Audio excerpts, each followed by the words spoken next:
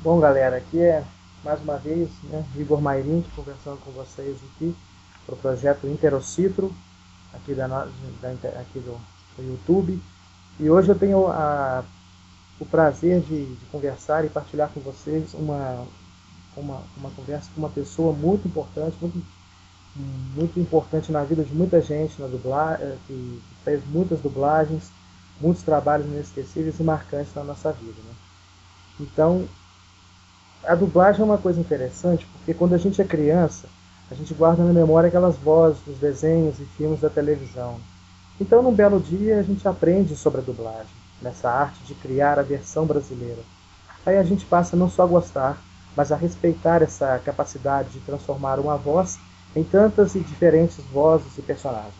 E de vez em quando, a gente tem a oportunidade de conhecer as pessoas por trás dessas vozes e temos também a chance de aprender um pouco com elas e conhecendo as suas histórias. Hoje é um desses dias. Eu tenho o prazer e a honra de conversar com uma pessoa que se dedica a ser muitas pessoas. Uma voz que emociona, seja pelas lembranças de uma jovem princesa montada num corcel de gênio impetuoso, por histórias que vemos todos os dias, ou simplesmente em situações engraçadas que nos divertem. Está aqui a atriz, dubladora e diretora Miriam Fischer. Tudo bem, Miriam? Uhum. Tudo bom? E você, Igor? Tudo bem, realmente um prazer, uma honra aqui conversar com você. Obrigada. Para mim também. Agora, na entrevista, eu não sei se eu vou estar conversando com a Meg Ryan, com a Angelina Jolie, né? São tantas. O pessoal que está ouvindo vai reconhecer, já reconheceu, né, essa voz que é tão marcante, né, no cinema. Você com personagens importantes, atrizes como Winona Ryder, Meg Ryan, Uma Turma, Kate Blanchett. Nossa, tem muita gente, então, pô, tô meio bobado assim, mas isso é um momento. Então, Miriam, eu queria saber de você primeiro, como é que você começou a sua carreira como atriz? Você é do Rio, né? Eu sou do Rio. Eu comecei bem pequenininha, fazendo pequenas participações, figuração, realmente, em algumas novelas. Eu tinha 9 anos.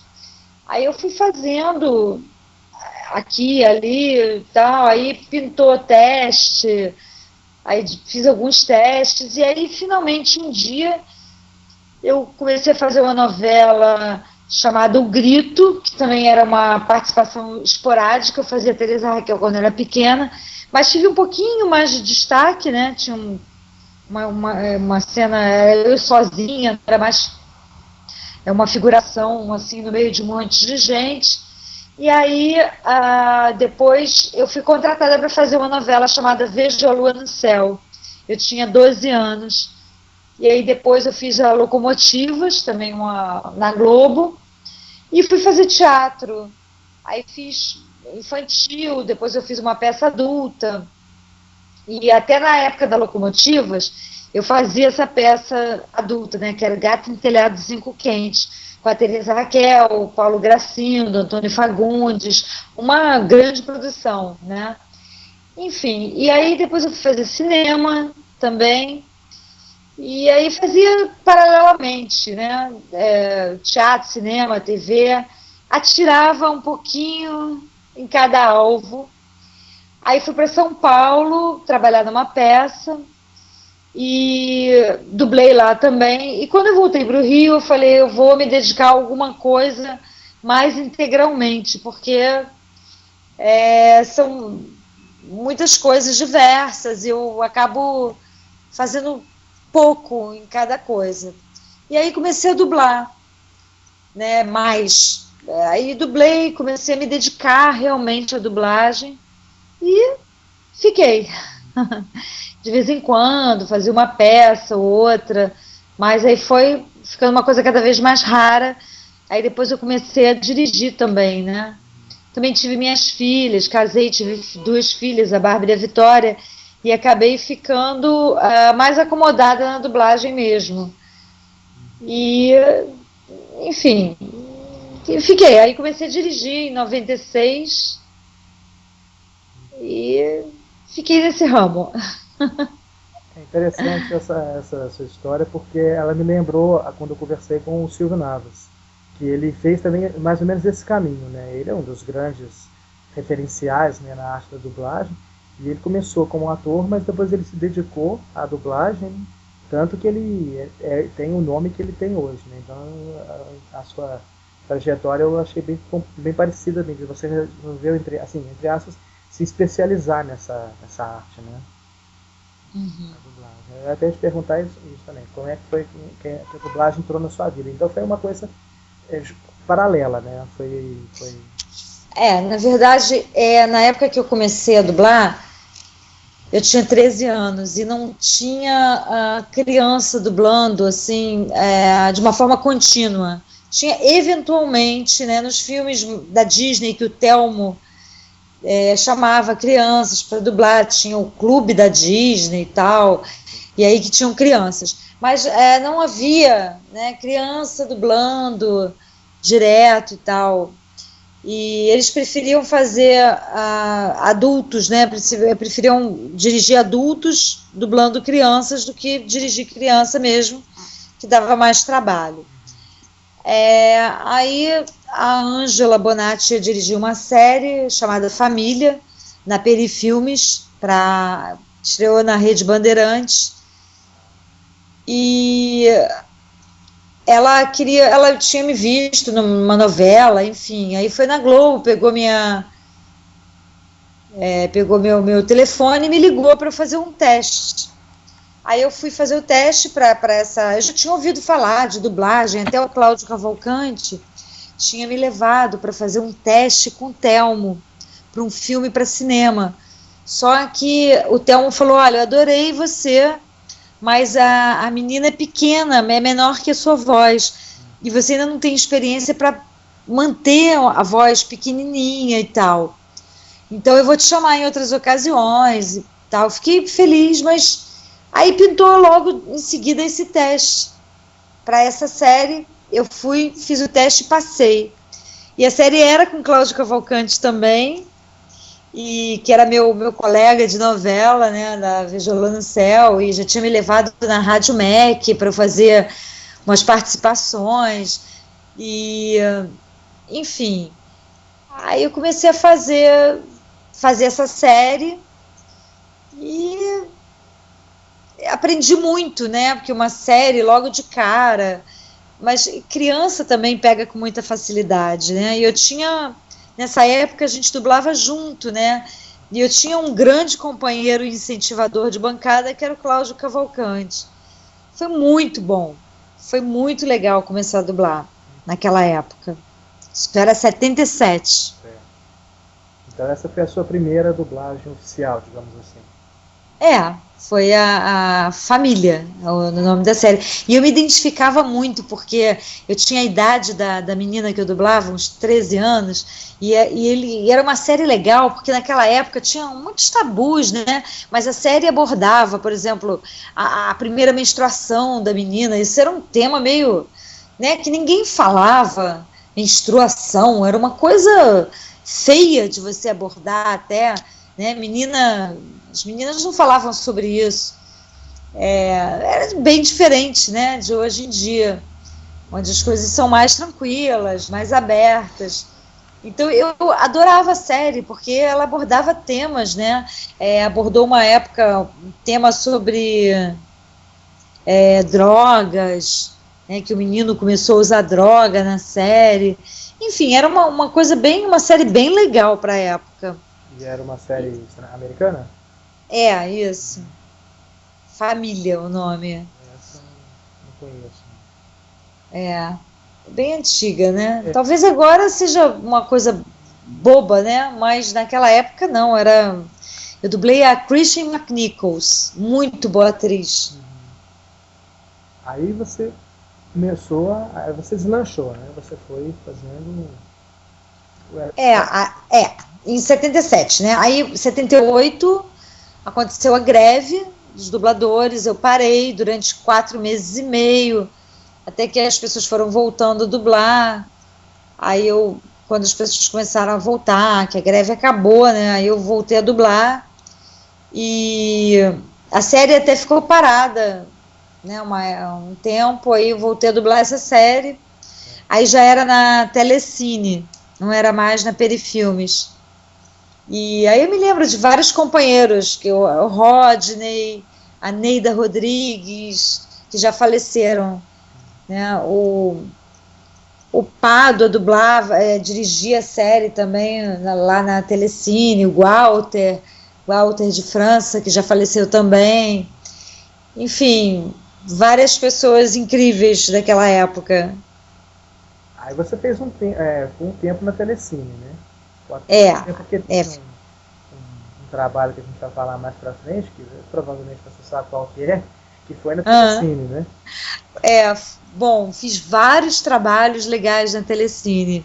Inclusive, eu não sei se o trabalho que você vai falar é do Dom Drácula, não? Não, foi depois. Ah, tá. É porque Ah, sim! Já sei qual é o trabalho. Mas é o Cavalo de Fogo, Exatamente. né? O Dom Drácula veio antes, né? Eu lembro pouco do Dom Drácula. Ele é bem antigo. E já era um anime, né? Já era uma animação japonesa. Porque nessa época, final dos anos 70, anos 80, o anime não tinha tanta força no Brasil, né? Mas as séries live action, né? Os chamados tokusatsu. Exatamente. Depois é que o anime, no finalzinho dos anos 90, explodiu e hoje aí tá. Essa série do Dom Drácula era uma graça, assim, era uma coisa emocionante, porque era um Dom Drácula, mas ele era um Drácula trapalhão, era um Drácula que se metia em confusão, né, que saía correndo, que apanhava, e tinha um lado emotivo muito forte. Eu me lembro que eu chorei um episódio lá do Panda. Enfim, era muito bonito, muito bonito. Aí você foi fazendo, né, os trabalhos, e quando você começou a entender melhor a dublagem e a trabalhar com esses grandes nomes, você tinha na época uma referência para você, um ídolo para que você se espelhasse para desenvolver o seu trabalho, assim? Eu admirava muita gente, né? As pessoas tinham um nível excelente, muito bom. Enfim, seria... não tem como citar nomes, né? Assim, porque era muita gente boa. Mas por exemplo, o Cláudio Cavalcante foi uma grande referência para mim, porque a gente trocava muito, né? Ele mudava o texto, eu mudava em seguida, ai meu Deus, eu mudei o texto, desculpa, influenciou, mas você foi atrás, eu tinha muito reflexo, criança e tal, então eu acho que ele foi o meu maior incentivador, realmente. Mas assim, tinham pessoas maravilhosas na dublagem, não tem como citar uma ou outra, realmente. Aprendendo um pouquinho de cada um, né? Muito bom, muito bom. Eu me lembro que uns anos depois eu vi uma coisa que me chamou a atenção para o que eu não queria fazer. Foi muito importante para mim. Uma dubladora estava dublando um filme que eu nem me lembro qual era. Eu estava na técnica, né, assistindo, estava esperando a minha hora de entrar. E ela falou assim, chafou. Sabe, assim, uma coisa impostada e artificial, e chafou. Na época era uma coisa que as pessoas viam com naturalidade, essa falta de naturalidade. E eu olhei aquilo e falei assim, tá, é exatamente o que eu não quero para minha vida. O que eu não quero fazer é isso que ela acabou de fazer, um shuffle, sabe? Uma coisa forçada, que não era natural. E assim, porque a dublagem tem uma trajetória, assim, os primórdios, né, da dublagem, primeiro os atores americanos eram mais impostados, mais dramáticos, com interpretações mais carregadas, né? Então, obviamente, você tinha que acompanhar, a dramaticidade, a intensidade daqueles atores. E as pessoas que começaram a dublar vieram do rádio. E no rádio você não tinha imagem. Então, tudo que você só podia passar na voz. Então, eram praticamente estereótipos, né? O vilão tinha a voz de vilão, né? Trejeitos na voz de vilão, para você identificar que aquele era o vilão. O galã tinha uma voz maravilhosa, sedutora, né? Como seria a imagem dele, né? O galã é sedutor. E a mocinha tinha voz de mocinha, né? A mulher sexy tinha aquela voz maravilhosa e tal. Então as pessoas vieram para a dublagem com essas vozes, e mais a interpretação dos atores americanos carregada. Então aí você tinha as vozes sexys, né, da dublagem, que na época se encaixava perfeitamente. Com o passar do tempo, as coisas foram mudando. A interpretação foi ficando mais leve, mais naturalista, né? Se você assistir filmes antigos, até brasileiros mesmo, né? Novelas antigas ou filmes, eu posso até me citar mesmo no filme que eu fiz em 78, Sábado Alucinante. Se você assiste hoje, as interpretações são exageradas para o que é hoje em dia, né? As interpretações são naturalistas, bem, né, inflexões mais flats, assim, mais leves e tal. Então, só que as pessoas que foram entrando na dublagem, muitas delas vieram com as vozes dos seus ídolos na cabeça. Então, continuaram essa coisa de que mulher tem que ter voz assim, né? E o homem tem que ter a voz de galã e não sei o quê. E eu não concordo com isso. Eu acho que não tem nada a ver. Eu acho que você tem que sentir o que você faz, você tem que interpretar, você tem que respeitar o trabalho que está na tela, das atrizes que estudaram meses, dos atores que estudaram meses e meses para aquele papel. Você não pode se colocar na frente deles, você tem que ser humilde, né? Como em qualquer profissão, mas eu acho que na dublagem você tem que ser humilde e estar a serviço daquela interpretação que foi estudada, que foi, né, extremamente trabalhada. Então você tem que se adaptar ali e não achar que você é soberano e que sua voz é a mais importante, né? Então tem que gritar desafinando, porque ninguém grita bonito. Se tiver que fazer uma voz feia, tem que sujar a voz mesmo, tem que fazer inflexões inesperadamente mais, enfim, diferentes, né? Do que se espera de uma mocinha ou de uma mulher sexy, né? Você já tem a imagem ali, você não precisa exagerar na voz. E em primeiro lugar, sentir, interpretar de verdade, sentir o que você está falando. Eu digo que na dublagem você tem alguns psicopatas da dublagem. Psicopata é aquele que não sente, né? Então tem pessoas que dublam sem sentir absolutamente o que estão dizendo, né? E eu sempre disse para as minhas filhas, quando elas começaram a dublar, duble com o coração, não duble com a garganta só, não basta, tem que passar pelo coração, tem que dar a tua alma, tem que dar o seu sangue ali, né? E é nisso que eu acredito.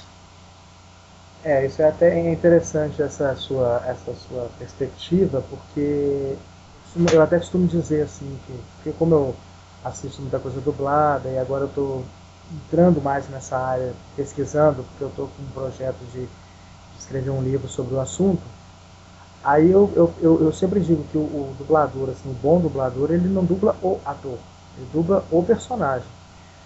Exatamente. Você tem uma galeria, por exemplo, de várias vozes, digamos assim, da Angelina Jolie, mas elas não são a mesma.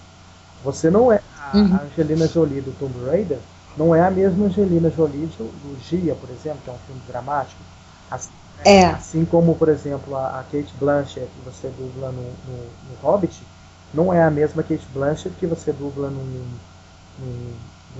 naquele filme de suspense dela, ou não foge aqui o nome agora no momento, mas você dublou ela também, né?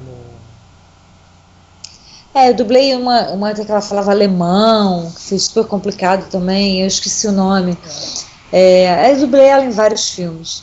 Nesse, no caso, é o Dom da Premonição. Eu tenho anotado aqui também. É um personagem totalmente diferente. Mas você dubla num filme um ser elemental, né, um ser mágico, Uhum. e no outro filme você faz a voz de uma pessoa normal, de uma pessoa comum, que é interpretada pela mesma atriz, mas não da mesma forma. Então o seu trabalho ele não vai pelo mesmo. Né, você não dubla a atriz, você tem que dublar a personagem. Porque a atriz ela é diferente em cada personagem, né? Também, por exemplo, a Angelina Jolie, ela me confunde um pouco, porque eu acabo fazendo às vezes um pouco aquilo que eu não concordo, que é impostar a voz um pouco. Mas é porque ela é extremamente sexy. Eu já desafinei muito nela, de propósito mesmo, né? Para ela ficar mais normal. Mas assim, por exemplo, é como você dublar a Cláudia Raia, você vai dublar, sempre cito esse exemplo. Não dá para botar uma voz agudíssima, enfim, ela é um mulherão, né? Assim como a Angelina Jolie é. Então, às vezes ela me confunde, mas, por exemplo, na Troca, ela era uma mulher normal. Ela não estava sexy na frente, entendeu? Aí eu adorei dublar ela lá, porque eu dublei normalmente, né? Já no Senhor e Senhora Smith tinha uma põe sensualidade nisso, né? E em vários outros. Eu assisti agora o Salt e eu achei que até legal, que ficou interessante. Eu ainda fico confusa dublando ela. Ela me leva para um lado que às vezes eu não gosto, mas eu sigo o que ela faz, né? Eu adoro ela. E aí, fico preocupada de como é que eu vou dublar ela se eu não gosto de impostar e tal. Às vezes sai meio impostado, mas até que eu acho que eu tô achando ela, sabe? Construção, né? E eu acho que é isso mesmo, eu deixo a personagem me levar, né? Eu não sou soberana, assim, e nem quero ficar igual em todos os... É claro que a voz é a mesma, mas o jeito é diferente, né? A Drew Barrymore é completamente diferente da Angelina Jolie, que é completamente diferente da Jodie Foster, da Winona Ryder, né? Da Nicole Kidman, enfim. A Uma Turma também é outro departamento, né? Agora, uma que eu gosto muito, aquela Deborah Messing também, adoro ela. E a Meg Ryan, sem dúvida, né? A Meg Ryan, ela foge um pouco desse modo que você está dizendo, porque ela tem sempre carinha de menininha, né? Ela mas ela mudou um pouco agora, né? Ela já amadureceu. Fugiu daquele estigma de namoradinha da América, né? Isso, tinha que mudar, né? Não tem mais idade para isso, né? Mas assim, eu dublei um filme outro dia, ontem, dela, muito bom. Eu esqueci o nome, desculpa, eu não guardo o nome. Muito legal. Nem sei se é novo, sabia? Porque foi com aquela menina que faz o Crepúsculo, que eu esqueço o nome também. Eu tenho uma memória horrível. Eu sei qual que é o filme que você está dizendo. O filme que você está dizendo é o... A gente lembra... eu sei qual que é. Negócio de mulheres, não sei o que. Eu e as mulheres, é uma coisa assim. E ela tem câncer de mama e tal no filme. Mas é bem legal, assim, eu adoro dublar ela. Aquelas gaguejadas que ela dá. Eu curto, acho ela bem interessante. Ela é mais natural, né? Ela não é tão... Ela não está estereotipada. E ela outras, né? Eu gosto de exercitar essa coisa da... Ela e a Drew, elas gaguejam muito, sabe? Assim, dão umas gaguejadas, assim, coisa de gente, né? Eu gosto. Esse filme, fazendo um parênteses, você dublou para... Porque ele já foi lançado há mais tempo, né? É uma redublagem? O que seria? Não, acho que não deve ter sido dublado ainda. Porque esse filme já tem mais um corpinho, né? Porque a menina tá novinha, né, nele, eu não sei. Mas ela já faz uma mãe, né, de uma adolescente, isso é legal, né? Eu dublei também outro dia um filme que ela era mãe também, quer dizer, já mudou bastante O perfil, o perfil.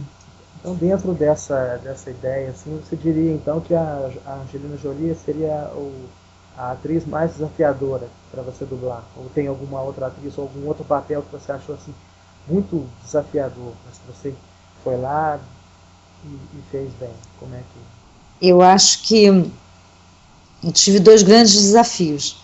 Um foi dublar a Jodie Foster num filme chamado Nell. Sim. Onde... Não fala, né? Não, ela fala um dialeto, né? Porque a mãe tinha paralisia facial, então falava tudo assim, né?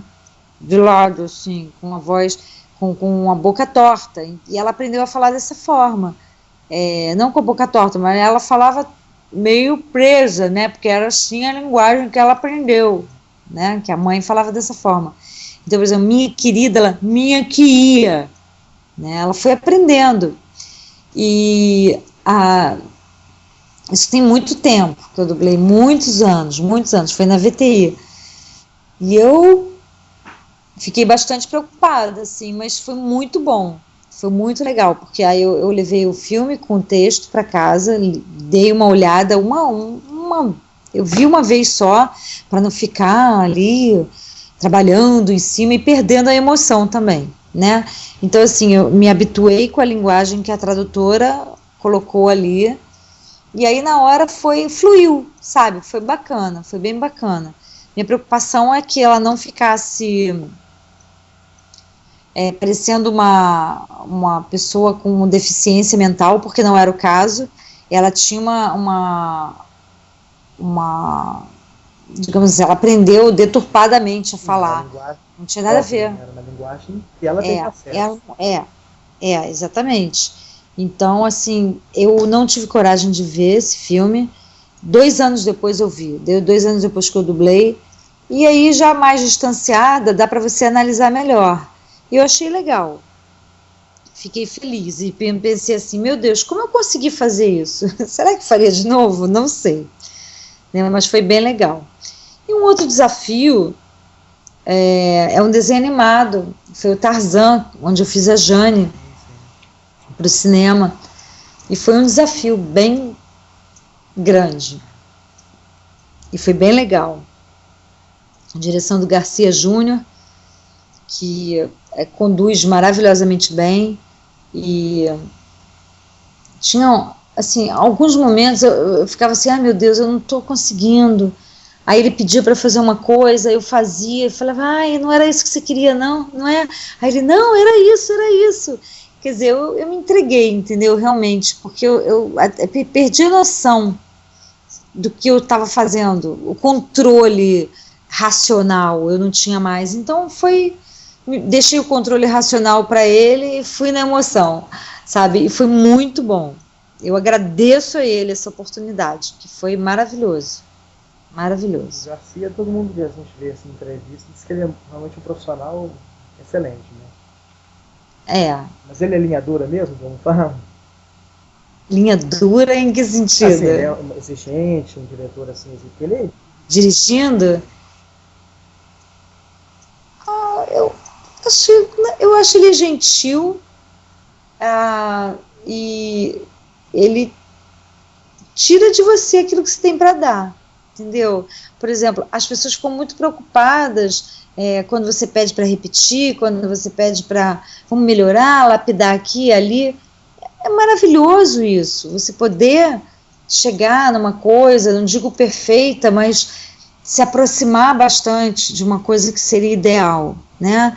Então, quando você fica mais exigente com a pessoa, eu pelo menos, né, como diretora, se eu fico exigente com alguém, é porque eu sei que ela pode me dar aquilo. Então é maravilhoso, né? Assim, não é uma coisa para a pessoa ficar preocupada, grilada, ou ai meu Deus, eu não posso. Não, é porque você só exige aquilo que a pessoa pode dar, né? E aí assim, se eu repetir mais de 3 vezes, é porque eu sei que a pessoa pode chegar, pode melhorar. E é muito bom. E assim, foi assim, sabe? Tinham coisas que a gente repetia bastante. E ele sabe exatamente o que ele quer e ele sabe como tirar de você. Eu agradeço esse trabalho, assim, porque foi uma experiência incrível. Eu saí exausta, acabada, mas foi maravilhoso. Assim, vocês diretores, você, o Garcia, o próprio Briggs, né? Parece que vocês têm essa visão, né? De além do que o dublador pode oferecer, né? Vocês conseguem ver que tem algo a mais que pode ser acrescentado, né, no trabalho. Eu percebo isso em entrevistas e no próprio, né, a gente percebe o trabalho do diretor, assim, pelo menos como espectador, no filme ou no desenho que está sendo assistido. E quando você vê que a dublagem está muito bem feita, você sabe que tem um diretor bom por trás do trabalho, né? E também, assim, você tem que ter a sensibilidade para saber até onde você pode ir, entendeu? Por exemplo, quando eu comecei a dirigir, eu falei assim, não, eu quero fazer de cada filme uma obra de arte e tal. Primeiro, você não tem muito tempo para isso não, sabe? Mas assim, dentro do que você tem a obrigação de se esforçar para conseguir o melhor possível, né? E o melhor possível, às vezes, não é aquilo que você imaginou. O melhor possível é o melhor que aquela pessoa pode dar, que nem sempre é o que você pensou. Às vezes é até melhor do que você imaginou. Ela te dá uma coisa que você não tinha visto, né? Então é bem legal deixar a pessoa à vontade para criar, para tal. Mas assim, você tem que saber o momento que chegou. Tipo, dali não vai mais. Então, aquilo é o melhor que a pessoa pode te dar. Que bom que eu tirei dela o melhor, sabe? Que ela contribuiu para o filme com o melhor que ela podia. É uma coisa que você tem que aprender a saber, né? Você falou em criação, assim, você enquanto dubladora, você cria muito em cima do personagem ou você vai mais na linha do original, assim, claro, fazendo adaptação e indo na essência do personagem, ou você, entre aspas, você pira, assim, como alguns dubladores que criam mais, né? Porque tem alguns que seguem muito uma linha do original, sem ser uma imitação, dando uma interpretação própria, então o próprio Bob Schnetzer, ele tem as criações dele, as adaptações dele, mas ele vai muito na linha do ator, né? O Al Pacino dele parece que é o Al Pacino original, de tão assim próximo que ele conseguiu criar, né? O próprio, um dublador que é muito uma referência, né, que todo mundo fala, o próprio André Filho, né? O André Filho, ele, quando ele fez o Rock, ou quando ele fez o Super-Homem, ou até o Sean Connery, ele fez o Sean Connery falar em português. De tão próximo que ele conseguiu construir naquela linha. Então você constrói a sua interpretação na linha do original, ou você viaja, assim, você cria bastante? Olha, assim, eu acho que você tem que respeitar o original, né? Mas, por exemplo, você tem que adaptar. Por exemplo, eu não vou falar tem alguém em casa, essa é a melodia deles, né? A nossa melodia seria tem alguém em casa, né? Ó, casa. Então, você adapta, né? Assim, eu tenho que pegar aquela intensidade, aquela intenção, tal, e botar do jeito brasileiro, mas assim, respeitando o trabalho, o que ela quis passar ali, qual era a visão dela, a intenção do personagem e tal. No desenho animado, a gente consegue criar mais, né? Então, por exemplo, da vaca e o frango, aquela risada, eu criei. Era uma outra risada no original, e eu criei aquela risada. Então tem coisas, né, ou termos que o próprio tradutor, né, cria. Então, por exemplo, a Vicky dos Padrinhos Mágicos, eu não me lembro qual é o original, mas aí o tradutor botou pirralho, né, como bordão, e foi isso, e é super legal e tal. Enfim, eu acho que você tem que respeitar o ator. A Ângela falava uma coisa, que a dublagem é uma tatuagem. Você tem que ir em cima, é uma tatuagem, sabe?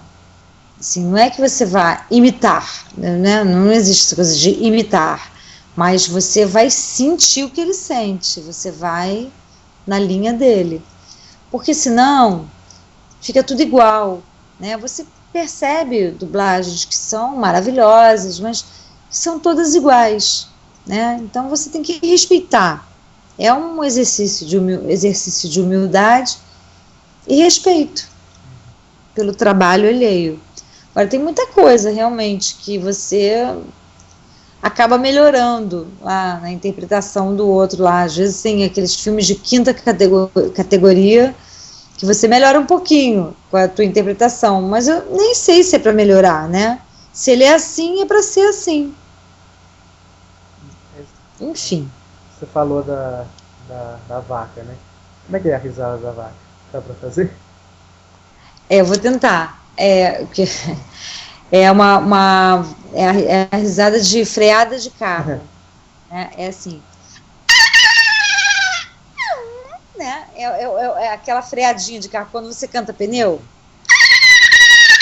É isso, né? É mais ou menos isso que eu adaptei. Eu não tô conseguindo fazer porque eu tô muito cansada. Trabalhei o dia inteiro e aí eu tô até um pouco rouca, eu não tô conseguindo fazer. Mas é mais ou menos isso. É uma freada de carro. E essa é uma criação sua, né? Ela não... veio junto com eu, tentando buscar a voz dela e tal. Aí pintou a risada e aí pintou tudo. Essa risada veio da freada de carro, que era uma história minha de infância, que a minha mãe é toda apavorada com as coisas e tal, e meu irmão dirigindo, quando ele fazia curva, eu cantava o pneu. Sim. Aí a minha mãe achava que ele estava cantando pneu, aí ela falava, Gerson, não faz isso. Aí eu ria, a Bessa e o Márcio, meu outro irmão também, né, porque eu enganava minha mãe, fingia que era ele cantando pneu. E aí lembrei, sei lá, pintou essa risada da vaca, e foi bem legal. Eu acho. Então, tem coisas que você vai doar, é você fazendo ali, não tem jeito, né? As pessoas falam mesmo que reconhecem as minhas reações, o jeito de suspirar e o jeito de rir, que às vezes está na dúvida se sou eu dublando ou não, aí se eu tenho uma risada, pronto. Aí, é a Miriam, pela risada, pelo jeito de reagir. É engraçado isso. Mas uma vez eu também estava na dúvida se era eu, aí quando eu ri eu falei, sou eu. Sabe que é o referencial, né? É engraçado. Interessante isso que você disse, assim, dessas características, né, que o dublador tem, que você acaba identificando a pessoa por alguns aspectos, às vezes nem pela voz, porque, como eu disse, essa transformação ela vai acontecendo de um trabalho para outro, mas há alguns aspectos que são mantidos, né? É seu, né? A voz é sua. Por exemplo, você pode mudar. É óbvio que, por exemplo, se você faz uma menina mais nova, não é a voz que vai mudar totalmente, é o jeito de falar, entendeu? A menina vai falar mamãe e a mulher vai falar mamãe. É diferente, é um tom diferente, né? Eu fico observando minhas filhas quando elas ficam falando, né? E elas falam bastante, é bom isso. O jeito que elas falam é diferente do meu, entendeu? Completamente diferente. E é isso que vai fazer a tua voz ficar diferente naturalmente, né? E essa característica é interessante porque, assim, a gente percebe, o Brasil tem dubladores excelentes, né? Dubladores e dubladoras. Então a gente, mas só que alguns eles acabam se destacando, talvez por uma questão assim afetiva que você tem, você ouviu aquela voz quando era pequeno, ou com algum trabalho que marcou tanto, né? Então eu fiz assim, eu elenquei algumas dubladoras assim que eu sou fã, tem muitas, mas tem duas que são assim, acho que top, na minha opinião, né? Porque a gente tem, né, todas, a própria Ângela Bonatti que você falou, Mônica Rossi, Flávia Sadi, Marisa Leal, né? Fernanda Fernandes, a Julie, né? Agora começando, mas assim, dessas todas, tem duas que eu considero como as melhores na minha opinião, que é a Silvia Salusti, a voz dela muito legal, assim, ela tem uma interpretação muito própria dela, né, em cada papel, e a sua. E a sua também, Obrigada. Eu acho essa voz muito, marcante mesmo, característica, e você percebe de longe, né? Você percebe de longe que aquele tá lá, aquele trabalho é da Miriam, aquele trabalho da Silvia, porque são muito marcantes essas vozes, né? Eu acho muito. Eu gosto muito do trabalho da Silvia, eu gosto bastante. E assim, na verdade, por exemplo, eu sempre falei que a emoção, ela tem que guiar você, o que é muito louco, porque na dublagem você usa muita técnica, né? Então, às vezes, você fica tão emocionado que a emoção atrapalha um pouco, porque você tem que fazer as pausas, você tem que acompanhar o ritmo, né? Então, é uma linhazinha bem tênue entre atrapalhar e ficar legal, né? Mas, assim, eu acho que o sentimento é tudo, né? Então, eu sinto... fazendo desenho animado, eu me entrego, eu me emociono, né? E, assim, a minha maior dificuldade é fazer aquela que a gente chama de voice-over, né? Que é a voz por cima do inglês, o inglês fica por baixo, né? E você vai fazendo praticamente uma tradução simultânea daquilo.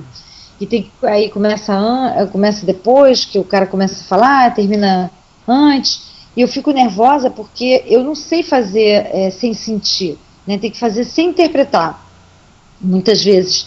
E eu não consigo, porque até bula de remédio eu interpreto, sabe? Tipo assim, eu pego uma bula para ler e falo, modo de usar, não sei o que, não sei o que lá. Eu não consigo fazer modo de usar, pereré, pereré. Eu tenho que botar algum molho naquilo, entendeu? Naturalmente, eu já parto para... Parece que eu estou lendo um texto interpretando a bula do remédio, sabe? Então, para mim é muito difícil, porque é uma coisa de você não... tradução simultânea mesmo, não sentir, né? E eu acho que a dublagem legal é aquela que você sente. Porque aí não é nenhuma tradução, né? É parte do contexto que está sendo passado na tela, né? Você não ouve como uma pessoa que está dublando, você ouve como a voz da pessoa. Aquela voz é a voz da Angelina Jolie, aquela voz é a voz da Princesa Sarah. Não é alguém que está fazendo a voz dela. Sim, sim. É o ideal, né? Aí que se diferencia. A dublagem boa é aquela que você não percebe, né? Tem esse ditado. Quando você não percebe a dublagem, ela tá excelente, porque ela exatamente se incorporou ali, né? Falando assim de dublagem, assim, você fez muita coisa, vai fazendo dois caminhos um pouco diferentes do habitual, né, do dublador, que é a produção latina e a produção japonesa, né? Uhum. Trabalhar com esses mercados e esse tipo de... que é bem diferente do normal, né, assim, do tradicional, né? Por exemplo, a novela mexicana, ela é mais dramática, assim, mais carregada nas tintas, é uma interpretação mais intensa. Então, se você... é uma faca de dois gumes, né? Ou você vai ficar canastrão, mas vai seguir aquilo, ou você vai amenizar um pouco, mas você tem que entrar de alguma forma ali, porque é assim, né? Agora, a labial, ela é ingrata, porque é muito parecida com a nossa. O americano, ele não mexe quase a boca para falar assim, não é uma coisa tão pronunciada, né? A novela mexicana, ela é muito intensa nas sílabas, nas coisas, então fica muito marcado e é muito difícil. Aí você parece que a voz não vem da boca. As pessoas criticam, é mal dublado e tal. Mas, são os mesmos dubladores que, de repente, as pessoas elogiam em filme A, ou B, ou C, enfim. Então, o processo mesmo, é complicado dublar novela mexicana e parecer natural. Eu admiro muito o trabalho da Fernanda Fernandes nas novelas mexicanas, porque eu acho que ela tem um dom incrível de deixar as atrizes mais naturais, sabe? De uma forma muito legal. Muito legal.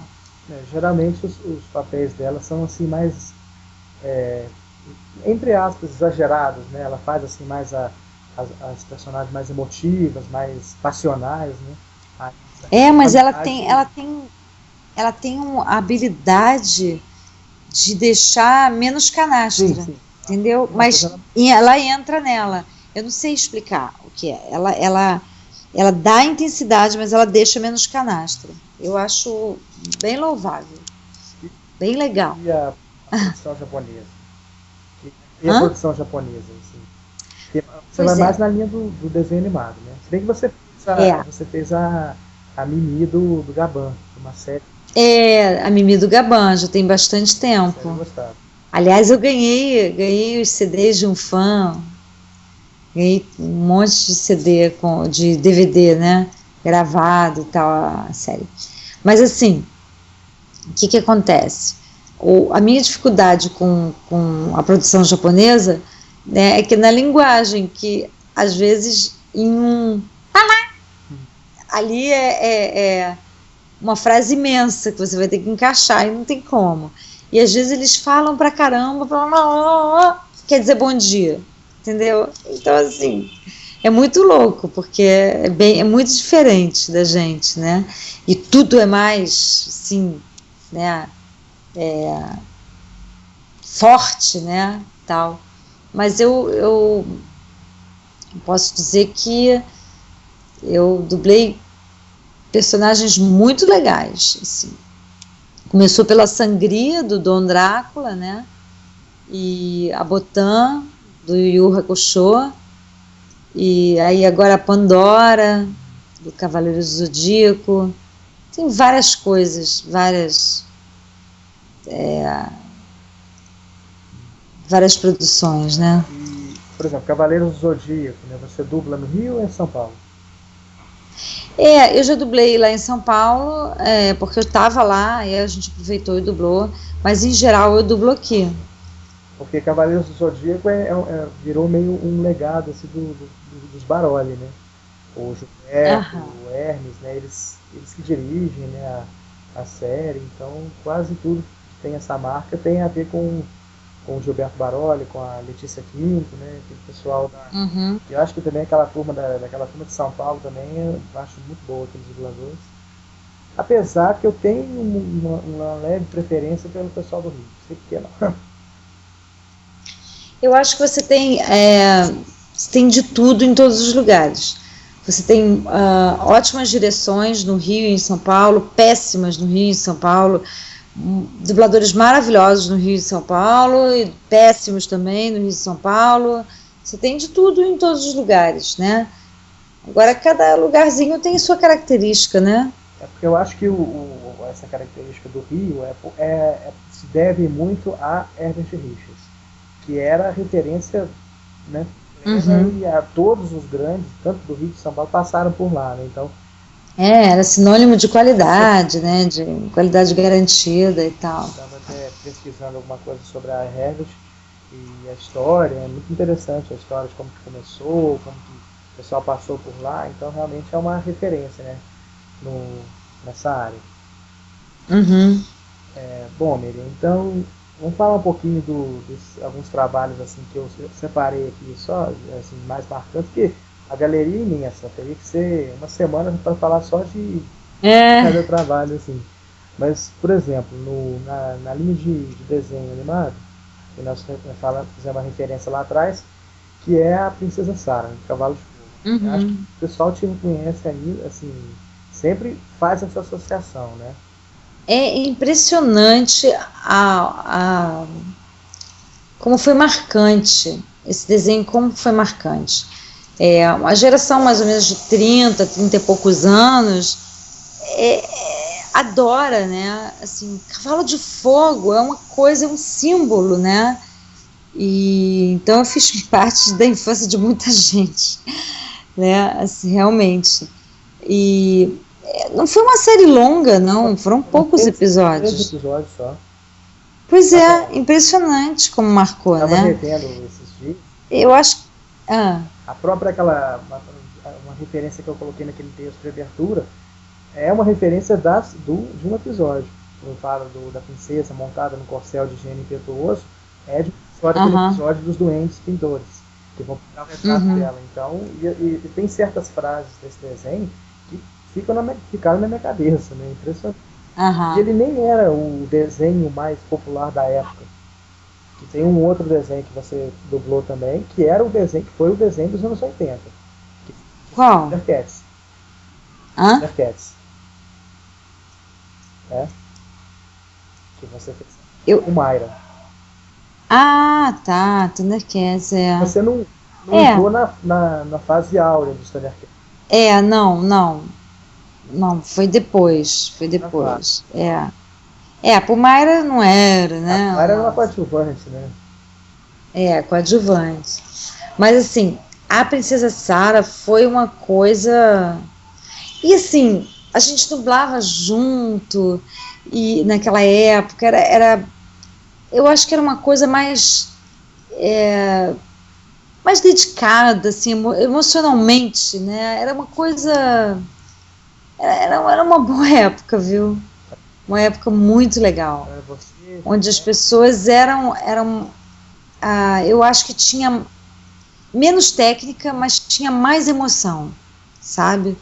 Assim, hoje em dia, eu vou te falar que me dá muita pena, porque a pressa é enorme, os distribuidores, salvo exceções, né, estão interessados em prazo e custo baixíssimo, então não querem saber de qualidade, e a coisa vai ficando cada vez mais achatada em termos de custo, né? E isso é um perigo, porque as casas que são mais aparelhadas, maiores, com mais funcionários, vão ficando prejudicadas, né? Porque o custo de você manter, né, uma empresa com um mínimo de decência, né, é muito grande. E aí vão se multiplicando os estúdios de fundo de quintal, com direções nem sempre qualificadas, com dubladores nem sempre qualificados, e é complicado, muito complicado, dá muita pena. Isso é no Rio e em São Paulo, em todos os lugares, né? Não é uma característica, dublagem de tal lugar, não. Tem dublagem muito boa e tem dublagem péssima em todos os lugares. E ainda tem Miami, né? Outro dia eu fui, tava vendo eu vi legendado, porque era um filme que eu ia dublar até com a Nicole Kidman, mas ele já tinha sido dublado, aí eu acabei de ver o filme e falei, poxa, aquela cena lá, essa intenção dessa fala, eu não sei como eu faria, tal. Aí voltei lá, assim, falei, eu vou ver como a pessoa fez, de que forma ela viu, né, essa cena. Quando eu ouvi, eu levei um susto, falei, que é isso? Que porcaria! Meu Deus! Aí eu fui correndo pro início do filme para ver, mas não tinha referência de onde era, e eu não conseguia perceber se era Rio, se era São Paulo, eram vozes que eu não conhecia de jeito nenhum. Fiquei nervosa, era um filme que se passava em 1864, e a que dublava, Nicole Kidman, falava assim, sabe, uma coisa esquisita. Falei, que é isso? Que absurdo. Aí eu fui percebendo que era Miami, sabe?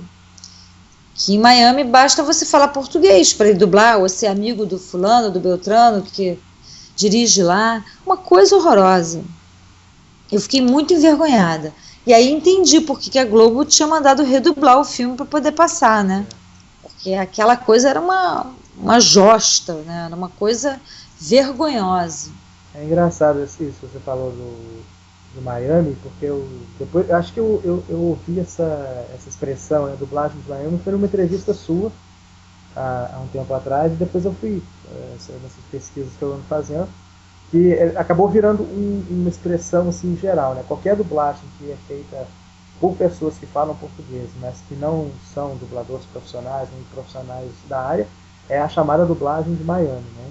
Além virou um substantivo, né? Depreciativo, mas um substantivo. E eu tenho reparado isso muito assim. Por exemplo, você fez uma turma no Batman Robin, a Era Venenosa, na televisão. Eu acho que quando passou foi no SBT, primeira vez que passou. Aí uma vez, assim, eu sou fã de quadrinhos, de Batman e tal, eu comprei o DVD. E eu fui ver esse filme dublado, mas a dublagem é terrível. E não é a sua, evidentemente, e de nenhum dos outros dubladores. É uma dublagem terrível. Aí, que passou, inclusive, acho que na TNT, né? Se eu não me engano. Não sei se foi na TNT, mas depois ele passou acho que as próprias inscrições que são feitas atualmente é com essa dublagem. Essa dublagem original, essa não foi a Vaca, não, né? Eu acho que foi Miami mesmo, essa dublagem horrorosa. Mas é muito feia, assim. Vergonhosa. Por isso que todo evento que eu vou, sabe, as palestras que eu dou, eu peço, por favor, devolvam o DVD se a dublagem estiver ruim. Sabe, não é uma questão de falar assim, eu queria fulaninha dublando essa voz, redublaram em São Paulo, redublaram no Rio. Não é isso. Se redublaram, se não é mais aquela voz que você estava acostumado, mas é uma dublagem digna, bem feita, ok. Agora, porque muita coisa está sendo redublada por causa da tecnologia mesmo. São dublagens antigas que você não consegue passar para o Blu-ray, por exemplo, né? Então, tem que redublar. E às vezes nem sempre onde foi, nem com as vozes, enfim. Tem gente que fazia personagens, pessoas que já morreram até. Impossível você fazer. Mas assim, se você percebe que é uma dublagem mal feita, como esse DVD que você comprou, tem que devolver. Falar, meu amigo, olha só, você me vendeu um produto defeituoso, aquém da minha expectativa, eu quero devolver. Porque a dublagem brasileira tá ruim. A gente tem, porque, né? Não é falar assim, a dublagem é ruim, o povo não quer dublado. Não é verdade. As pessoas querem dublado, mas tem que ser bem dublado. Entendeu? A boa dublagem, porque se a dublagem estiver ruim, eu também vou ver legendado. Agora, eu prefiro dublado. Por quê? Porque o meu inglês não é um inglês que eu possa assistir um filme sem legenda. Então, se a legenda está ali, o que vai acontecer? Eu vou ler o filme, eu não vou ver o filme. Eu vou perder o detalhe do cenário, o detalhe da expressão do ator, porque eu estou lendo a legenda. Entendeu? Então, eu prefiro dublado. Agora, entre um filme mal dublado e um filme legendado, é óbvio que eu prefiro legendado. Sabe? Agora, se ele estiver bem dublado, ai, que maravilha! Porque eu vou ver ele inteiro, né? Eu vou ver o filme, eu vou ver o cenário, vou ver o figurino, vou reparar no detalhe, na expressão. Agora, se ele estiver mal dublado, nem pensar, imediatamente eu vou passar para a legenda, que eu acho que é uma boa hoje em dia, né? Eu acho que a programação inteira da TV devia ser assim, com opção para legendado, original com ou sem legenda e dublado, né? Sim, que você valoriza, né? Você valoriza o trabalho, mas você dá também a possibilidade que o espectador, que o público, né, que a pessoa que compra o produto, né, seja na televisão, seja o DVD, tem essa opção, né? Porque às vezes você não quer por uma razão ou outra. Ou às vezes... Exatamente, não. E as pessoas têm o direito de ver o original, entendeu? Eu acho que é legal você ver o trabalho original do ator também. Muito legal. Agora, tem gente que não tem condição de acompanhar sem legenda, né? Aí fica, como é que é? Come feijão e arrota caviar, né? Aí fica falando mal da dublagem, mas realmente ela precisa da dublagem até para quando ela quer ver o filme e não ler o filme.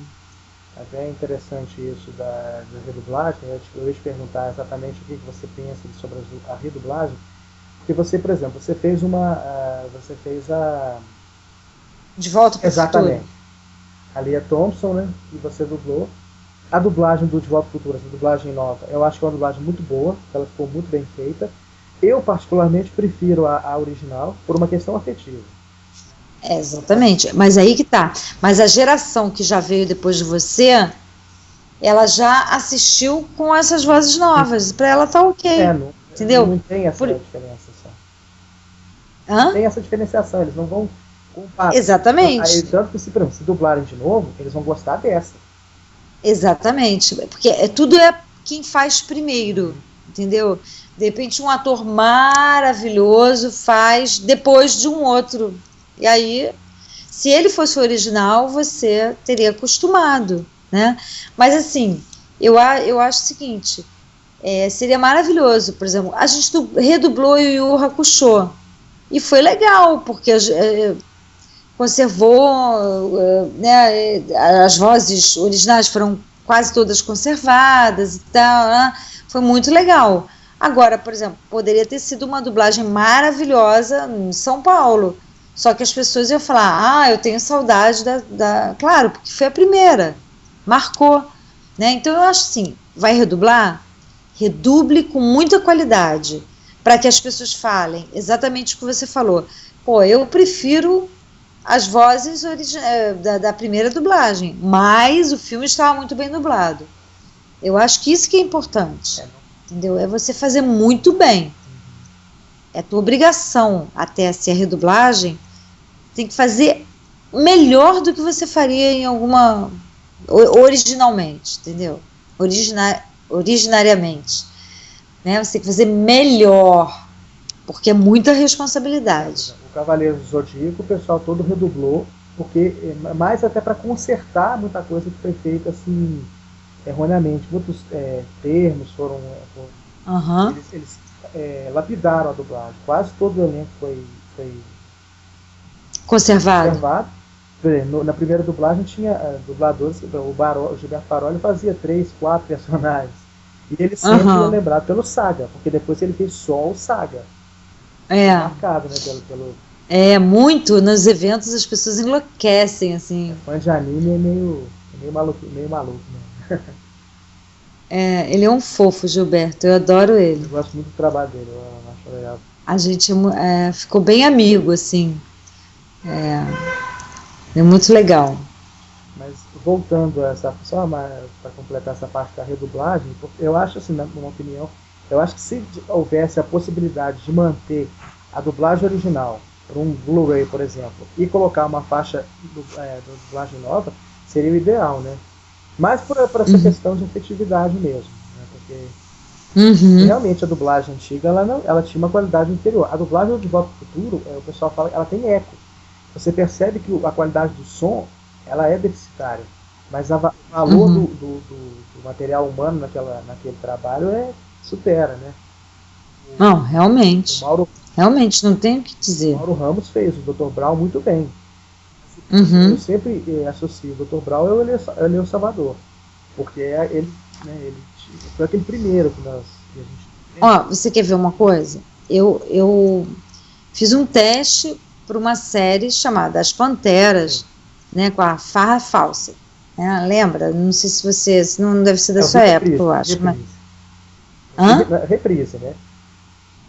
Aí o que aconteceu? Fiz a série, e essa série passava quando eu era pequena, eu era enlouquecida, as mulheres todas queriam usar aquele cabelo da Farrah Fawcett, né?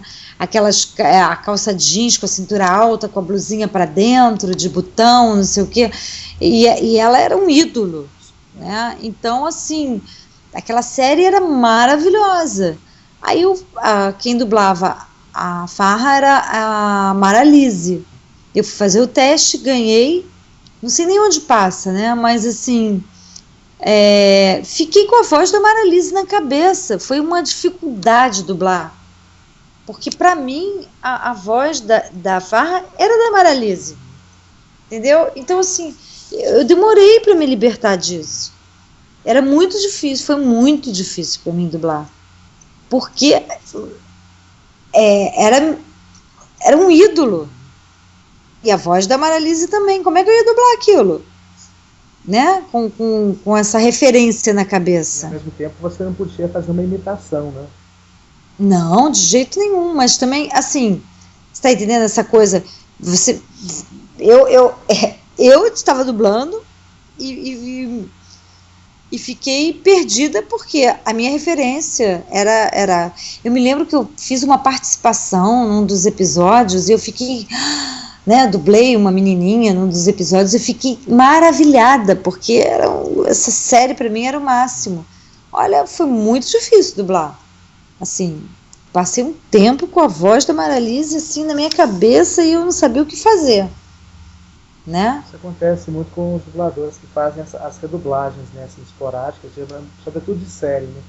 E, geralmente o dublador conceituado ele vai fazer um papel que pode ter sido de um ídolo dele, né? Aí realmente eu acredito que fique mais complicado, né? Com o Garcia foi assim, quando ele dublou o Capitão Kirk, ele mesmo disse que não gosta da dublagem dele, porque a referência dele eram os dubladores da época, né? Denis Carvalho, os dubladores que fizeram o Capitão Kirk, né? Uhum. Então, eu acho até muito respeitoso da parte de vocês isso, porque vocês não querem macular o original. Vocês querem fazer uma coisa de vocês, própria, mas sem macular o original, né? Isso eu acho muito legal. Outros, assim, voltando àquela parte dos desenhos, né, dos anos 80, assim, você fez também outros, dois que eu gosto bastante, que foi o Luizinho, né, do Três, né? Era aquela coisa que você falou de dublar criança, né, e dublar um menino, né? É um pato, né? Pato, menino, e aí... Patinho. Muito fofinho. Era muito divertido também, porque era eu, a Marisa Leal e a Carmen Sheila no estúdio. A Carmen Sheila era o Guinho, eu era o Luizinho e a Marisa o Zezinho. O Antônio Patinho fazia o Tio Patinhas, e quem dirigiu uma boa temporada foi o Chico José. Era bem divertido, era bastante divertido. E era no talento, né? Não tinha recurso nenhum, assim, para mudar a voz, né? Não, era a voz da gente. É a gente que fazia. É muito bom. Era Luizinho. Ei, tio Donald, vem aqui, vem ver uma coisa. Mais ou menos isso. E outro que eu não lembrava, até porque eu não tinha assim, muito conhecimento na época de quem eram os dubladores, mas você fez a Pig, né? No Muppet Babies. Foi muito fofinha a Pig. Porque a Pig, muito legal. Sempre a Pig, geralmente é um homem que dubla. A Pig é aquela coisa meio travesti, né? Exatamente. Desenho, né, todos os personagens criancinhas, assim. Muito foi, não podia, né? Não podia ser voz de homem fazendo a Pig, né? E até porque ela era charmosa e por exemplo, ela tinha o Caco, né, que ela adorava, e tinha o Gonzo que dava em cima dela, paquerava ela, e ela não queria nada com o Gonzo. É muito fofinho. Aí, passando antes de pular para os anos 90, tem um outro que eu destaquei, não em desenho, em filme, que também se o Thundercats era referência nos desenhos, um filme que era referência nos anos 80 é o Curtindo a Vida Doidado. Né? Jardine, né, a irmã do... Devia ser uma festa, né, naquela dublagem, que você, Nilson Neto, aquela turma toda do GNT. Fui lá na Telecine também. E o Nilson mesmo já falou isso algumas vezes, assim, que eles não tinham a noção de quanto que esse filme se tornaria, né? Que nem pensar. O pessoal pede para você fazer uma frase da Jane, aquele diálogo dela no final com o Charlie Sheen, eu acho demais, muito legal.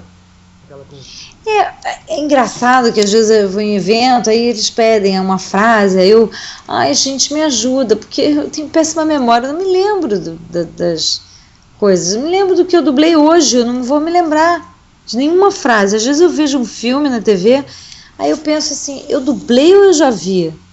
Aí às vezes aparece minha voz, eu não me lembro de uma palavra, eu não me lembro nem de onde foi, que ano que foi, não lembro nada, não lembrava de ter feito, entendeu? Então assim, a gente tem uma coisa de descartar mesmo, decora e descarta, e aí você acaba descartando muitas coisas, sabe? Então às vezes eu não lembro, aí eu tenho que pedir ajuda pra plateia. Ter o fã pra te fazer lembrar, né?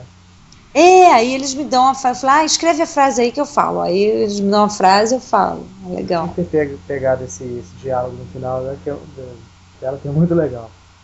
Eu estava pesquisando aqui sobre os seus trabalhos. Você fez a Linda Blair no Exorcista? Da Qual? Blair, do Exorcista? Fiz, na primeira dublagem. Foi, deve ter sido terrível, né? Porque Tinha muita censura na época, né? Então, assim, é um filme, O Exorcista, hoje em dia as crianças riem desse filme, né? Mas na época, que era um filme que só ia passar 10 horas da noite, 11 horas da noite, que as crianças já estavam dormindo naquela época, né? Mas não podia falar determinadas coisas. Quando ela ficava possuída, ela falava assim, me chupa. Não podia, tinha que ser me lambe. Entendeu? Uma coisa que perdia totalmente sentido e a força por conta da censura mesmo, né? Que a gente ainda enfrenta, tem que trocar, não pode falar certas palavras, aí você fala outras coisas e neguinho acha ridículo. Não é o dublador, não é a dublagem, é o cliente. o clássico, né, do bastardo, né? Vou chamar Não, mas aí já é demais, né? Bastardo também já é demais. ninguém usa, Com que diabos? Isso não se usa mais, né? ninguém usa. Enfim. Outro também de filme que eu gosto muito também, que você tem um elenco, um dos melhores dos elencos e das melhores dublagens também, que é o SOS Tem um Louco Solto no Espaço, né? Você fez a Princesa Vespa. Qual o filme? SOS Tem um Louco Solto no Espaço. Que é o Tá. né? Que é aquela sátira que ele faz do Guerra nas Estrelas, tem aquela princesa. Tá, tô me lembrando agora, que eu não tava lembrando. Aí tinha no elenco de dublagem, né, Hélio Ribeiro, Orlando Drummond, Júlio Chaves, Mauro Ramos, né? Só gente boa mesmo.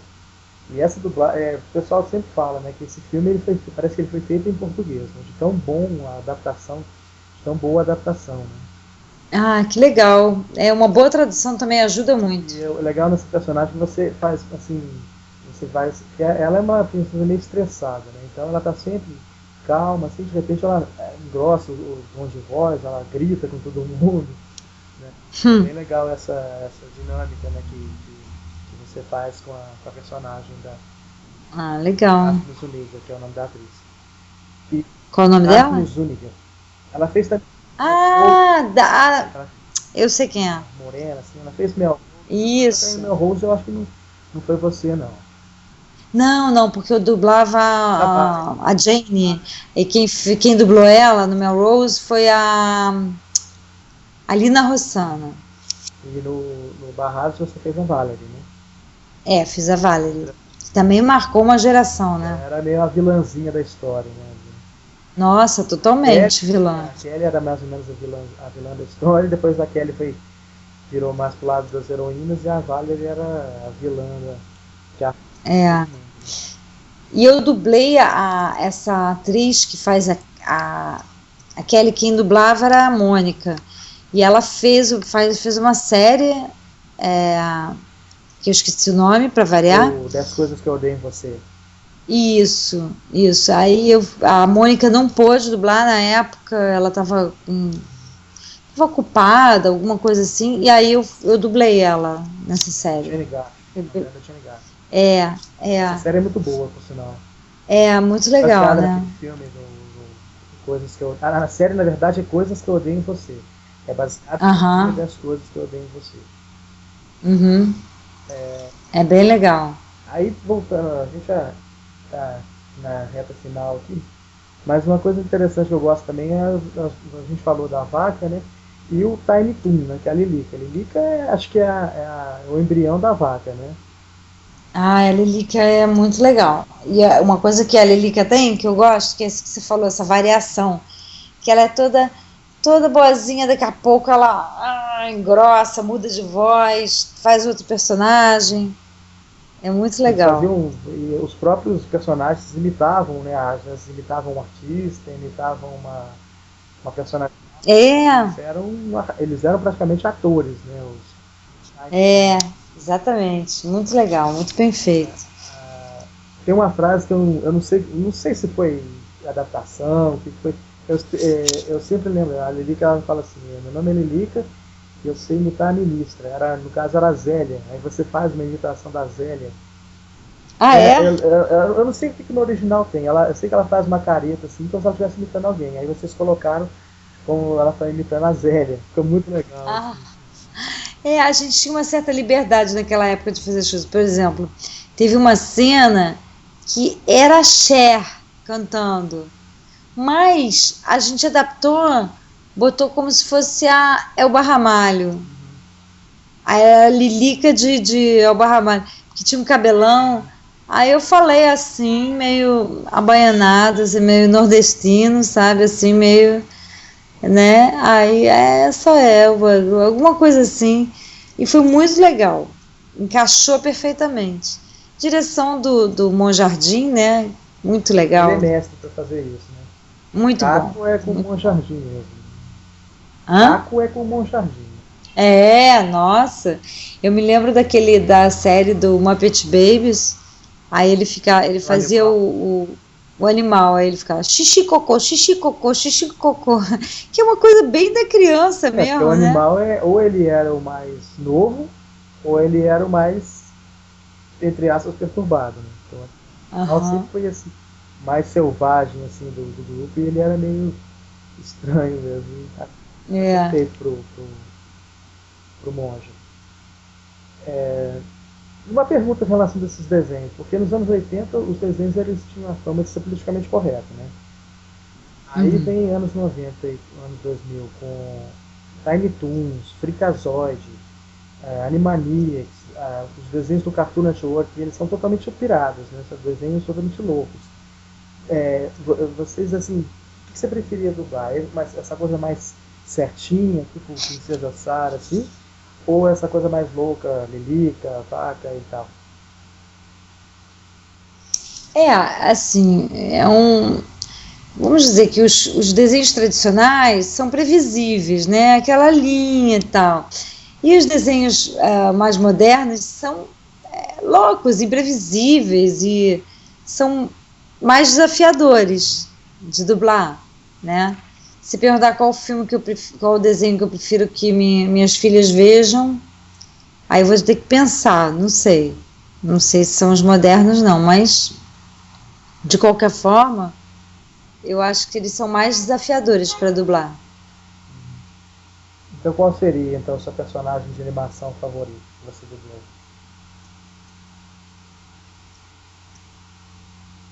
É difícil. Eu tenho muito carinho pela Pig, pela Lilica.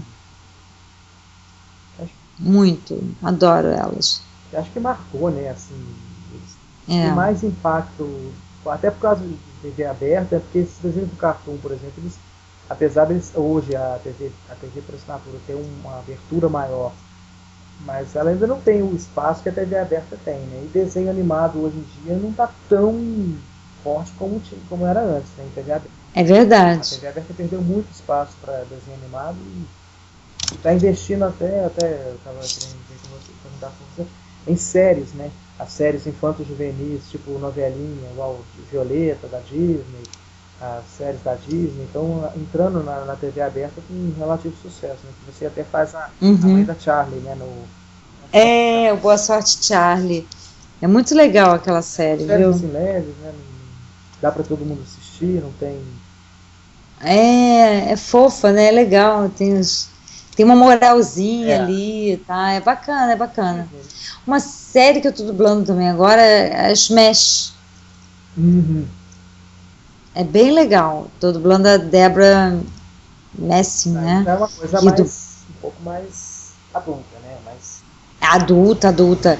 E eu dublei ela naquela também adulta, a ex, né? Muito legal. Eu gosto muito de dublar ela.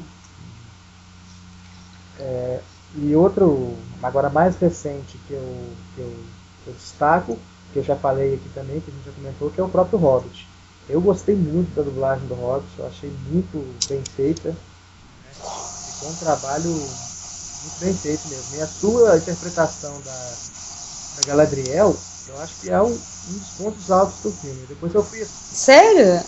Eu não assisti ainda. Porque Não assisti, vou eu assistir. sabia que o filme tinha sido dublado na Delarte. Aí eu falei, Uhum. eu olhei o elenco, eu tinha Guilherme Briggs, um monte de gente boa. Aí eu falei, eu vou assistir dublado, porque quase 3 horas de filme legendado não não há cristão que aguente.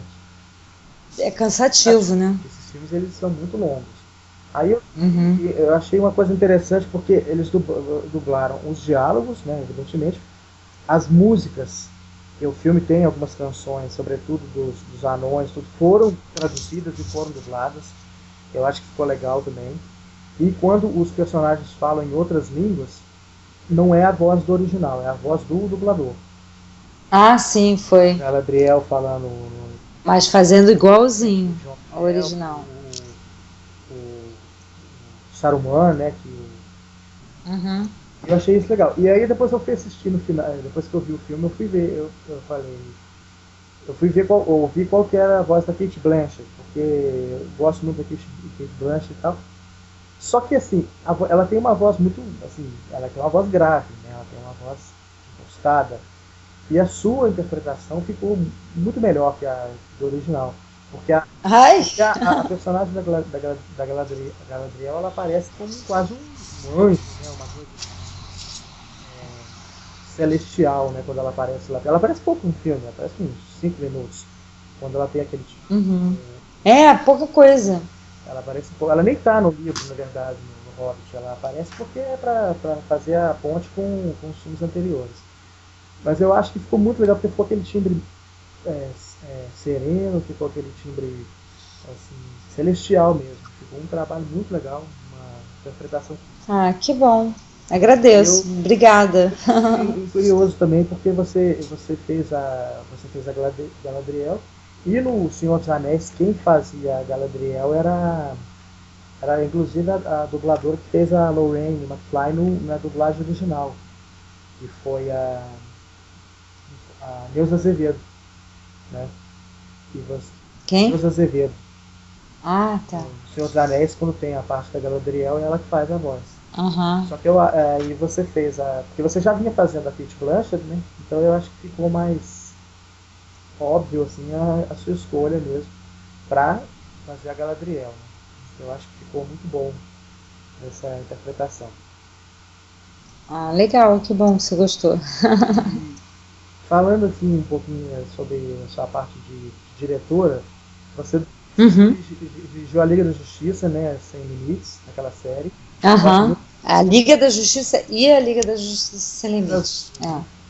E você era cinevídeo, né? Aham. E você dirigiu também um longa de animação que eu vi recentemente, que é o Batman, né? O Cavaleiro das Trevas, parte 1 e parte 2. Uhum. Inclusive Isso. é legal que no final do filme, nos créditos, aí fala, a direção de dublagem, Miriam Fischer, elenco, tal, e você que faz essa narração. Em geral, quando o cliente, tem alguns clientes que pedem, né, para registrar os nomes e tal, aí são os diretores mesmo que fazem. E o elenco você que escolhe ou é o cliente? Não, depende. Às vezes já tem, né? Às vezes você escolhe, aí você vê quem é que faz e tal. Às vezes você manda para o cliente, ou às vezes você faz teste. Entendeu? É porque alguns eram escolhas óbvias, né? O Márcio Seixas no Batman, né? Tinha que ser. Porque ele já fazia o Batman há mais tempo.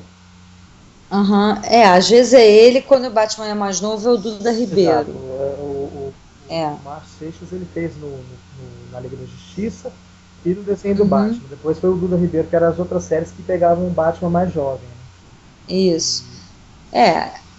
E ele volta nesses desenhos mais recentes.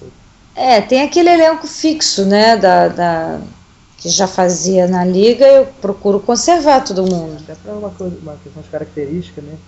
O pessoal já associa, né, o Brilhos como Super-Homem, né? O Coringa eu achei que ficou muito bom, que é o Zack Snyder, eu acho que ficou. Ficou legal. O Coringa, assim, porque ele tem uma voz assim, muito branda, né, muito mansa, e o personagem ele não tá no extremo dele. Ele explode depois, né? E o próprio Bardavi é gênio. É maravilhoso. Ele como comissário Gordon, né? Então eu gostei muito dessa dublagem também, né? Que bom, fico feliz, as pessoas elogiaram muito. assim, eu fico muito feliz com isso, porque eu sei que tem muitos fãs, eu sei que é fácil errar numa coisa que é tão visada e tal, mas eu fico muito feliz das pessoas terem gostado. Eu não consigo ver esses desenhos se não forem dublados, sabe? Uhum. Eu tinha gostado desses personagens assim, em desenho animado dublado, então acho que agora não dá mais para voltar atrás, agora tem que ficar com essas vozes até não poder mais. Bom, Miriam, então a gente entrando na reta final agora mesmo, porque também eu já explorei muito da sua boa vontade, tanto na direção quanto na bancada de dublagem, você é uma das referências na dublagem, pelas entrevistas, pelo trabalho. A gente vê que você tem um trabalho muito dedicado, né, um trabalho que valoriza mesmo a dublagem não como uma profissão, mas como uma forma de arte, como uma expressão, né? Isso é notório, é claro e notório no seu trabalho. Então, assim, você sendo essa dubladora tão perfeita, digamos, posso dizer porque, como eu te falei, eu sou fã mesmo, então eu me dou o direito de falar assim. Você tendo esse profissionalismo tão grande, esse talento tão fantástico, como é que você vê a dublagem hoje? Assim, em linhas gerais, como é que está a dublagem hoje? Uma pessoa que está tão por dentro, está tão envolvida com esse trabalho. Como eu vejo a dublagem hoje? O mercado, como é que está a qualidade? Né? Porque você trabalha dos anos, né? Eu acho que a dublagem evoluiu em vários aspectos. Eu acho que a dublagem evoluiu tecnicamente, em vários outros, artisticamente, em alguns tópicos, mas eu acho que ela vai ladeira abaixo na medida em que o cliente se preocupa com preço e não com qualidade. Aí as pessoas passam, isso é uma coisa que contamina, né? As pessoas estão preocupadas em fazer depressa e tudo bem, e grana e tal. E é uma pena, né? É uma pena. Mas eu acho que ainda tem muita gente segurando a onda, sabe? Procurando fazer bem. E eu sempre falo assim, que hoje em dia a dublagem está um marketing, sabe? As pessoas fazem marketing a respeito de si mesmas, né? E vão vendendo uma imagem que nem sempre corresponde ao talento, enfim. Né? As pessoas ficam batalhando sua imagem, seu marketing, e vão vendendo o seu peixe, que às vezes é duro de engolir. Mas tudo bem, a gente vai levando. Eu esqueci de perguntar sobre um outro trabalho também dos anos 90, que foi a Família Dinossauros, né, que também é muito...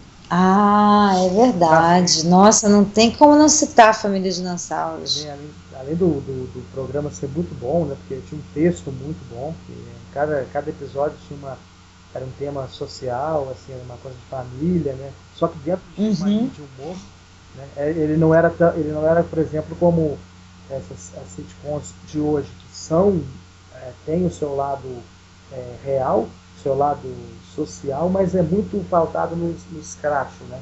A Família Dinossauros não escrachava, não é igual um Simpson, por exemplo, que detona tudo e todos para fazer humor. Era um humor realmente Disney, né? Até porque era uma produção da Disney, né? Eu quero trabalhar com aquela turma toda. Muito legal, né? O Telmo dirigia e ele que inventou o Dino da Silva Sauro, que era Earl Sinclair, né? E aí ele vem com esse nome genial, Dino da Silva Sauro. E era muito bom, muito bom.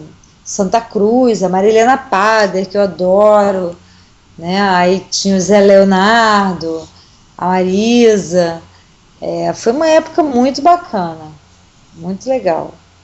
Como é que é a Charlene? Como é que fala, né? Como é que era Hã? a Charlene, assim, a voz da Charlene? A Charlene, ela era uma adolescente, né? Uma aborrecente, fresca, fútil, Nada, né? materialista, consumista, como tantas, né? Tantas aborrecentes. É verdade. É bem legal. É, E eu fazia parte, né, irmã do Zé Léo, né, do Zé Leonardo, sim. e ele é o Perninha, né, e eu sou a Lilica. É verdade, é verdade. É, É. bem Foi na mesma legal. época, mais ou menos, né? O Time foi Foi, o Tiny Toons acho que veio um pouco antes. Aí acho depois, que mas 90, eles, é 90. Acho que é hã? 90, 1990, e o Família Dinossauro foi logo depois. Eu me lembro que quando eu fiz o teste para Charlene, eu estava grávida da minha primeira filha, da Bárbara. A Bárbara nasceu ela é de 92. Eu estava grávida dela, ainda falei, não quero ficar olhando para esse bicho aí não, que a minha filha vai nascer. Ai, ai, muito engraçado aquela coisa, não fico olhando, que eu falei, Deus me livre e tal, eu ainda brinquei. E eu me lembro que eu estava grávida, fiz o teste e passei no teste. Aí comecei a dublar ela. E a Bárbara nasceu em 92.